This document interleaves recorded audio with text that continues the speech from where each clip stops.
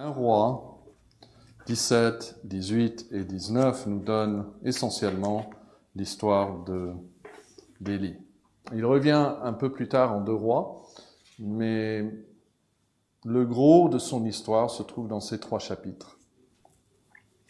Et nous sommes au plus bas de la vie de la nation du Nord. On est au point, si vous voulez regarder la fin du chapitre 16, que le roi, c'est marqué au verset 19, Akab, règne. Le verset 30 nous dit qu'il fit ce qui est mal aux yeux de l'Éternel. Notez cela. Plus que tous ceux qui avaient été avant lui.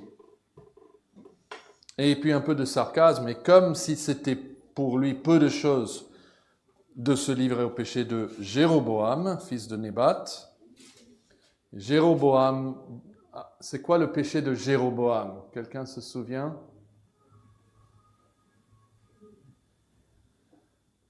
Il a créé 2 veaux d'or, il a créé 2 centres d'adoration. Il a dit, ok, vous allez adorer l'Éternel dans ces 2 lieux. Un tout au nord, Dan, et l'autre à Bethel, qui était juste sur la frontière avec Juda.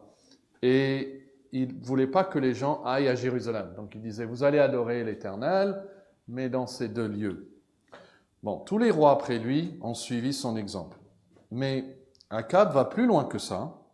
Il prend pour femme Jézabel, fille d'Ethbaal, roi des Sidoniens, et lui, il va aller servir Baal et se prosterner devant lui. Il va élever, verset 32, un autel à Baal dans la capitale, qu'il construit, qui est la ville de Samarie. Il fait des idoles. Et verset 33 dit qu'il fit plus encore que tous les rois d'Israël qui avaient été avant lui pour irriter l'Éternel, le Dieu d'Israël. Donc ça, c'est le contexte dans lequel Élie vit. Et puis, nous avons cette présentation d'Élie au chapitre 17, verset 1. Élie le Tishbite, l'un des habitants de Galaad, dit à Akab, « L'Éternel est vivant, le Dieu d'Israël, dont je suis le serviteur, il y aura ces années-ci ni rosée ni pluie, sinon à ma parole. » Ça, c'est notre première introduction à Akab. C'est très court.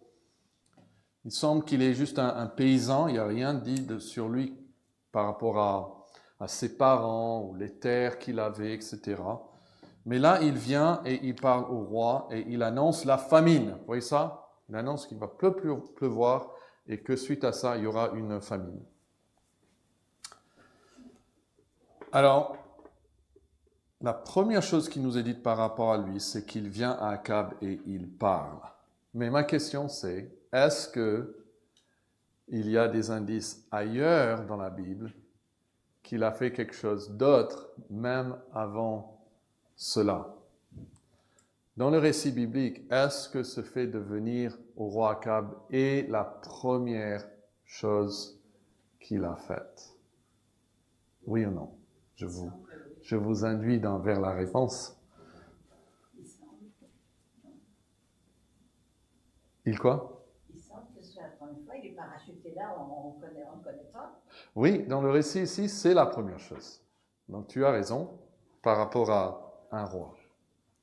Mais ailleurs dans la Bible, il nous dit autre chose de lui. Alors regardez le chapitre 18, et juste le premier verset. Bien des jours s'écoulèrent, ici Élie est chez la veuve païenne, et la parole de l'Éternel fut ainsi adressée à Élie dans la 3e année. Okay, notez juste cela, dans la 3e année, on est 3e année après quoi? Après son annonce au roi Akab qu'il n'allait pas pleuvoir. Mais Dieu révèle ailleurs que la première arme d'Élie est la prière. La prière. Et ça, on le voit dans le Nouveau Testament. Quel livre? Voilà. Quel livre les jeunes qui étaient à la retraite, qui parlent d'Élie? Hein, Épître de Jacques. Alors trouvez Jacques, chapitre 5.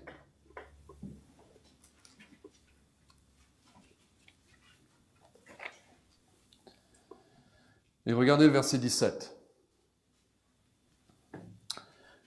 Jacques 5, 17. Élie était un homme de la même nature que nous. On pourrait le traduire, c'est traduit même dans d'autres traductions, semblable à nous. Il était de la même nature que nous. Et quels sont les deux mots qui suivent? Élie était un homme de la même nature que nous. Les deux mots qui suivent, c'est quoi? Il pria. Il pria. La première chose qui est dite par rapport à Élie en Jacques, c'est qu'il prie. Et si vous regardez le verset juste auparavant, vous voyez que c'est dans une section, c'est dans un contexte où il parle effectivement de la prière et de la puissance de la prière. Hein, donc il dit, confessez, verset 16, vos péchés les uns les autres et priez les uns pour les autres afin que vous soyez guéris. Et puis il dit ceci, la prière agissant du juste a une grande efficacité. Illustration, Élie était un homme de la même nature que nous et il pria. Vous voyez? La prière agissant du juste a une grande efficacité. Élie était un homme de la même nature que nous. Il pria. Donc Élie est présenté avant tout comme un exemple de la prière. Un exemple de la prière. Et combien de temps s'est-il écoulé sans qu'il pleuve, selon Jacques 5, verset 17? Il pria avec instance pour qu'il ne pleuve point et il ne tomba point de pluie sur la terre pendant combien de temps? Voilà, il est précisé pendant 3 ans et 6 mois. Vous voyez ça? C'est précisé. 3 ans et 6 mois. Et pourquoi n'a-t-il pas plu? Parce qu'il a prié. Il a prié. Donc le manque de pluie était en réponse à sa prière. Et on a vu en 1 Roi 18 que c'était dans la 3e année, après l'annonce d'Akab, mais Jacques précise que c'était 3 ans et 6 mois. Cela suggère que probablement il ne pleuvait déjà pas, peut-être pendant quelques mois, avant sa rencontre avec le roi. Et Jacques ajoute ce fait remarquable que le manque de pluie, on n'aurait jamais su ça en lisant un roi. Mais Jacques nous révèle que le manque de pluie était en réponse à une quoi? À une prière. Donc avant de prophétiser au roi dans le palais, qu'est-ce qu'il faisait chez lui? Il priait, et il priait avec instance, ou c'est traduit insistance, ou c'est aussi traduit ardeur pour ces choses, ou ferveur, j'ai trouvé aussi. Donc cela veut dire sans aucun doute que la première chose qu'Élie a faite, c'est de prier. Donc imaginez Élie dans son coin, de l'autre côté du Jourdain, il est bien loin du palais, en Galaad, et il voit le pays en train d'oublier le Seigneur, il voit le pays en train de s'égarer loin de Dieu, et là, perdu dans les montagnes, il est angoissé, il ne sait pas quoi faire. Que peut-il faire? Eh bien, il peut prier. Il est seul, mais il peut prier. Et c'est ce qu'il a fait. La Bible nous dit que c'est exactement ce qu'il a fait. Et il précise qu'il était de la même nature que nous. Il était pareil à nous. C'est pas comme s'il a eu un zapping spirituel, sa naissance, et là, lui peut faire ce que nous ne pouvons pas faire. Non, il est comme nous. Il était un homme comme nous, mais il priait. C'est la première chose qu'il a fait. Sa première réaction. Et on se trouve dans des circonstances un peu comme ça dans notre monde. Ou peut-être dans la famille, où c'est très très difficile, on ne sait pas quoi faire, on ne peut rien faire, mais qui ici ne peut pas prier? Il n'y a personne. qui ne peut pas prier. Alors, remarquez juste rapidement 3 choses par rapport à sa prière. C'est un peu choquant, hein, que quelqu'un prie qu'il ne pleuve pour qu'il ne pleuve pas. On prie parfois que Dieu envoie la pluie, ou parfois si on a un pique-nique, hein, vendredi dernier, on disait Seigneur, voilà, donne-nous du beau temps. Mais de prier qu'il ne pleuve pas pendant des années, pendant 3 ans et demi, avant qu'il a prié qu'il pleuve, ça nous paraît étrange, mais c'est un peu, je pensais à ça comme illustration, c'est un peu comme si on priait pour le crash du marché boursier.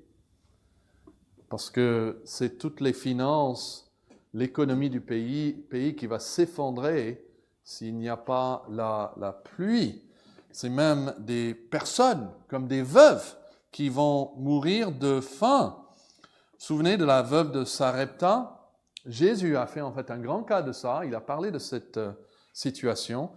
Et il a dit qu'en Israël, au temps d'Élie, il y avait, il dit, beaucoup de veuves qui souffraient.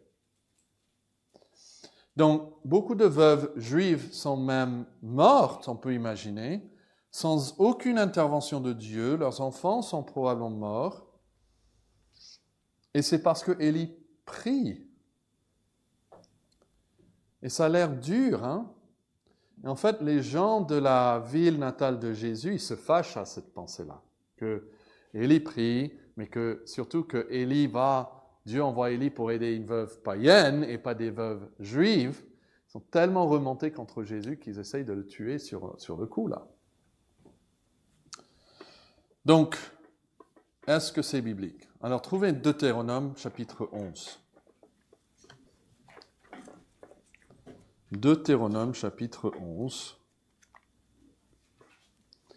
Et n'oublions pas que l'Ancien Testament, c'est la parole de Dieu, n'est-ce pas?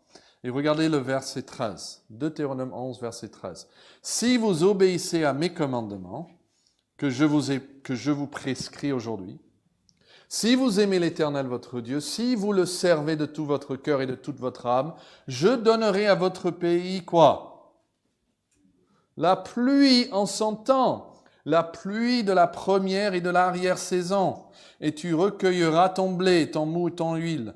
Je mettrai aussi dans tes champs de l'herbe pour ton bétail, et tu mangeras et tu te rassasieras. Gardez-vous de laisser séduire votre cœur et de vous détourner, de servir d'autres dieux et de vous prosterner devant eux. » C'est exactement ce que Akab a fait, n'est-ce pas? Il a oublié l'Éternel, il s'est prosterné devant d'autres dieux.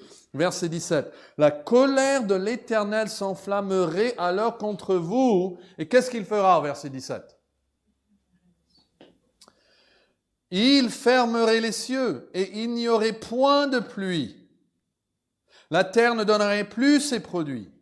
Et vous périrez promptement dans le bon pays que l'Éternel vous donne. » On peut imaginer facilement que Élie connaissait ce passage et que c'est en lisant ce passage qu'il se met à prier. « Seigneur, fais ce que tu as promis de faire. » Il y a un commentateur qui s'appelle F.B. Meyer, il a dit ceci, une prière terrible en effet. Mais n'était-il pas plus terrible pour le peuple d'oublier et d'ignorer le Dieu de leur père et de se livrer aux orgies licencieuses de Baal et d'Astarté? Rappelez-vous aussi quelle mauvaise interprétation pourrait être mise sur le silence total de la part de Dieu. La souffrance physique est une calamité moins grave que la délinquance morale. Est-ce que nous croyons cela? Que la souffrance physique est une calamité moins grave que la délinquance morale. C'est mieux pour la France de souffrir physiquement que de sombrer dans la délinquance morale. Et l'amour de Dieu n'hésite pas à infliger de telles souffrances si en conséquence le fléau du péché peut être éradiqué comme un cancer et arrêté. Fin de citation. Donc, vous voyez, la prière d'Élie est née de cette profonde connaissance de l'Écriture, la conviction qu'elle était vraie, Et donc c'était biblique, il n'y a pas question. Je me demande combien de fois nos prières sont vraiment bibliques. On aime nos enfants, par exemple, et on prie pour eux. Est-ce que nous sommes prêts à prier, Seigneur, s'il faut, on voit même la souffrance, la difficulté, la peine.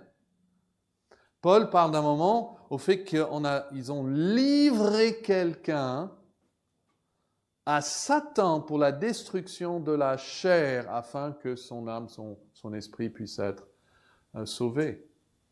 Il préfère que le corps soit détruit pour que l'âme soit sauvée. Et Jésus a dit, à quoi ça sert de gagner quoi? Tout le monde entier, et de perdre son âme. Jésus a dit, cherchez premièrement le royaume et la justice de Dieu. Et on peut dire ça dans nos prières. Est-ce que dans nos prières, on cherche premièrement le royaume et la justice de Dieu? Donc sa prière était biblique. Selon Jacques 5, 17, on voit une deuxième chose ici, c'est que sa prière était fervente. Il pria avec instance, c'est marqué. Ou, comme j'ai dit dans notre traduction, avec ferveur, avec ardeur, avec insistance. Voilà d'autres mots qui sont utilisés. Il y a un passage aussi qui peut nous aider, c'est 1 Thessaloniciens 3, 10. Et là, il dit, 1 Thessaloniciens 3, 10, nuit et jour, nous le prions, il parle de Dieu, nous le prions avec une extrême ardeur de nous permettre d'aller vous voir. Nous prions avec une extrême ardeur. Qu'est-ce que ça veut dire? Est-ce que ça veut dire qu'il criait à tue-tête, qu'il tapait sur le mur? Je ne pense pas. Et ça parle de la conviction intérieure. Ça peut être silencieux même, parce que Dieu regarde au cœur. Mais cette conviction, cette insistance, cette ardeur, c'est plus que Dieu bénit mes parents, Dieu bénit l'Église, etc. C'est vraiment un sentiment de dépendance totale. La Bible le décrit ici comme ceci dans le psaume 123. Comme les yeux des serviteurs regardent vers la main de leur maître et les yeux de la servante vers la main de sa maîtresse. Ainsi, nos yeux se tournent vers toi, Éternel, jusqu'à ce que tu aies pitié de nous. Et puis il dit juste après, aie pitié de nous. Voilà. C'est leur seul recours. Ils n'ont pas de plan B. Si le maître n'a pas pitié d'eux, ils ne peuvent pas tourner à droite ou à gauche. Ils n'ont que Dieu pour les aider. Ça, c'est prier, je pense, avec ardeur. Reconnaître que ce n'est pas juste un plus, c'est notre seul espoir que Dieu agisse. Et donc, il est convaincu que sa requête est biblique. Et donc, il a cette extrême ardeur en priant Dieu et en demandant que Dieu réponde et garde en fait sa promesse qu'il a faite en Deutéronome. A.W. Pink a dit ceci, la prière en privé était la source de son pouvoir en public. Il pouvait se tenir debout sans honte en présence du méchant monarque parce qu'il s'était agenouillé en toute humilité devant Dieu en privé. Alors ça, c'est nous aussi. Nous devons d'abord prier pour Élie avant d'avoir le courage d'Élie. Je pense que l'arme donc d'Élie, c'était la prière. Il était un homme comme nous, rappelez, mais il a prié avec ardeur. Et puis une troisième chose, avant de prier nous-mêmes, qui dit ici, d'abord sa prière était quoi? Biblique, et puis il prie avec insistance ou ardeur. Mais regardez le Jacques 5, 16 et 17, parce que les deux versets vont ensemble. Confessez donc vos péchés les uns les autres, priez les uns pour les autres, afin que vous soyez guéris. Là, il y a un point. Et puis il dit ceci, la prière agissante du juste a une grande efficacité. Élie était un homme de la même nature que nous et il pria. La prière agissante de qui? Du juste. Ça, c'est la troisième chose que je vois concernant sa prière. Sa prière venait d'un cœur juste. Un cœur juste.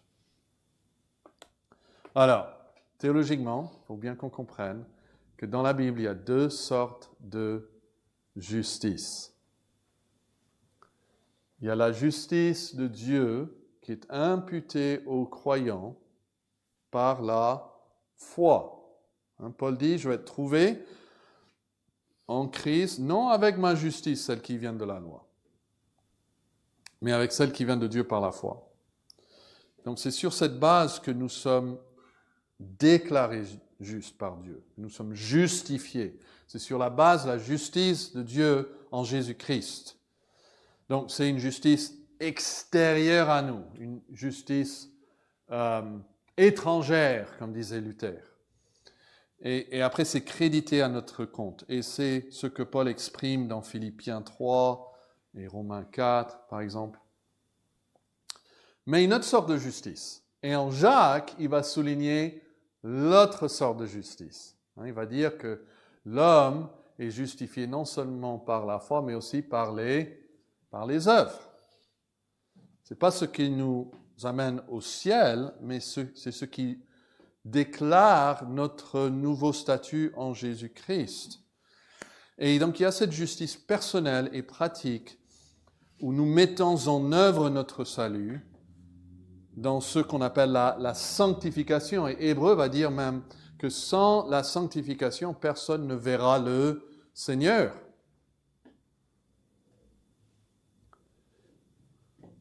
Et Jacques ici, quand il dit un homme juste, on le sait depuis le contexte de toute la lettre, qu'il a surtout cette justice personnelle et pratique lorsque nous mettons en œuvre notre salut. C'est ça qu'il a en tête. Et vous pouvez écrire dans la marge, à côté d'un homme juste, vous pouvez écrire la référence 1 Pierre 3,7. 1 Pierre 3,7, parce que Pierre parle aux maris dans ce verset de leur vie de prière. Et qu'est-ce qu'il dit aux maris? Il dit qu'ils doivent traiter leurs femmes d'une certaine manière. Pas d'une manière qui dit, bon, si moi je dois le faire, toi aussi tu dois le faire. Mais comme le sexe plus faible, il dit ici, afin que rien ne vienne faire obstacle à quoi? À vos prières. C'est frappant, non?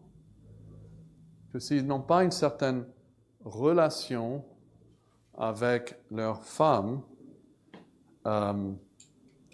Dieu peut faire obstacle à leur prière. J'étais une fois dans une grande église aux États-Unis, plusieurs centaines de personnes. Et un homme est venu devant, avec l'aval des pasteurs, pour confesser un péché d'immoralité. Il a dû être même discipliné publiquement. Mais il a partagé qu'il avait un grand fardeau pour ses enfants rebelles. Et que c'est avec ce verset que Dieu a vraiment brisé son cœur, parce qu'il voulait que Dieu réponde à une prière, mais il traitait sa femme d'une certaine manière et vivait même dans l'immoralité dans un autre domaine. Et ça lui a frappé que Dieu n'allait pas répondre à sa prière avant que lui-même confesse son péché à lui. 1 Jean 3, 22 dit « Quoi que ce soit que nous demandions, nous le recevons de lui parce que nous gardons ses commandements et que nous faisons ce qui lui est agréable. » Ça suggère même qu'il y a deux catégories. Ses commandements, c'est un peu la base, et on fait ce qui lui est agréable. C'est-à-dire, on va plus loin. Et donc, nous savons que quoi que ce soit que nous demandions, nous le recevions. 1 Jean 3, 22. Et puis, je vous donne une dernière référence, le psaume 66, verset 18. Voilà, si j'avais conçu l'iniquité dans mon cœur, le Seigneur ne m'aurait pas exaucé. Donc, il y a il y a ces choses qui peuvent faire obstacle à nos prières parce que Dieu veut d'abord agir dans cet endroit avant de répondre à autre chose. C'est comme un fils rebelle qui demande à manger, peut-être. Et le parent va refuser parfois de lui donner à manger avant qu'il ait traité le cœur rebelle. C'est exactement ce que Dieu fait avec nous. Si nous avons un cœur rebelle, il veut d'abord traiter cela.